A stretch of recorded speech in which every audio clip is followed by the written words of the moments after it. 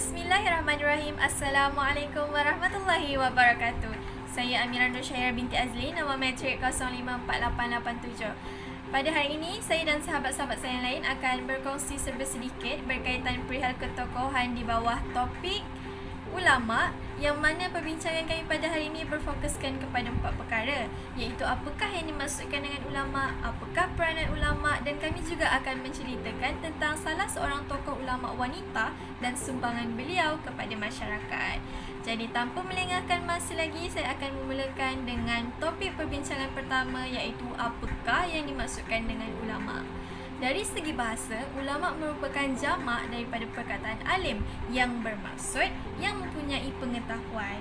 Manakala dari segi istilah pula, ulama merupakan seseorang individu yang mempunyai pengetahuan dalam ilmu agama dan ilmu alam, seterusnya menyebabkan mereka berasa takut dan patuh kepada Allah disebabkan mereka memiliki ilmu-ilmu tersebut. Jadi secara ringkasnya, supaya kita senang nak faham, ulama ni adalah individu yang ada ilmu berkaitan ilmu agama dan ilmu alam, dan seterusnya disebabkan ilmu-ilmu tersebut mereka berasa takut dan patuh kepada Allah Subhanahu Wa Taala disebabkan mereka mengenali sifat-sifat Allah Subhanahu Wa Taala. Sekian sahaja daripada saya. Bismillahirrahmanirrahim. Assalamualaikum warahmatullahi wabarakatuh. Nama diberi Siti Haziah binti Abdul Rahim. Nombor matrik 054876. Seterusnya saya akan ceritakan serba sedikit tentang peranan ulama secara umum. Seperti mana yang kita tahu, ulama adalah pewaris Nabi. Dalam hadis, wa innal ulama'a warasatul anbiya. Jadi daripada hadis ini dapat saya keluarkan beberapa peranan ulama dalam masyarakat. Peranan pertama, ulama berperanan sebagai seorang pendakwah.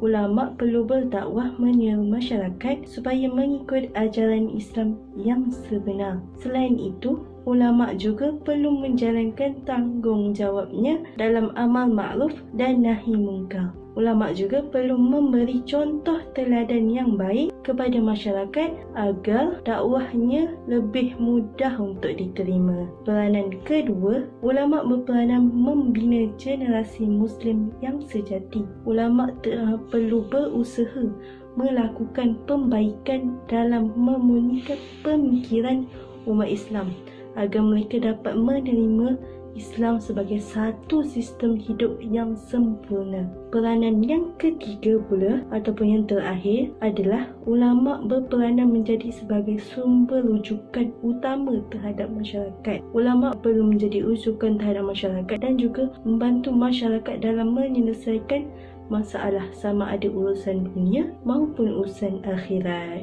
Itu sahaja daripada saya. Terima kasih. Hai, Assalamualaikum warahmatullahi wabarakatuh.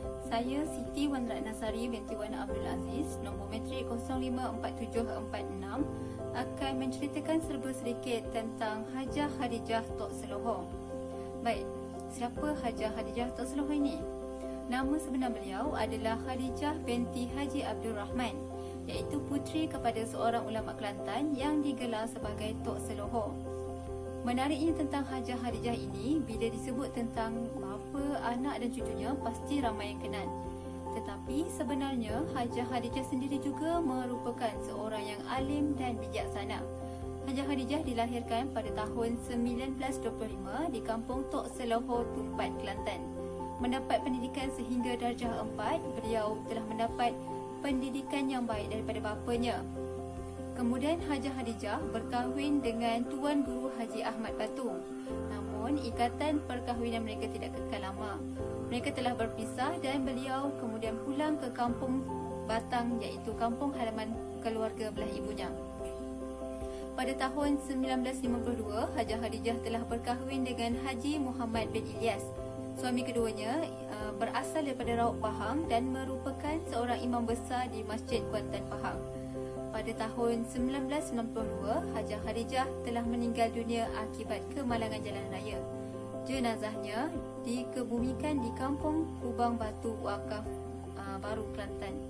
Sekian daripada saya. Terima kasih.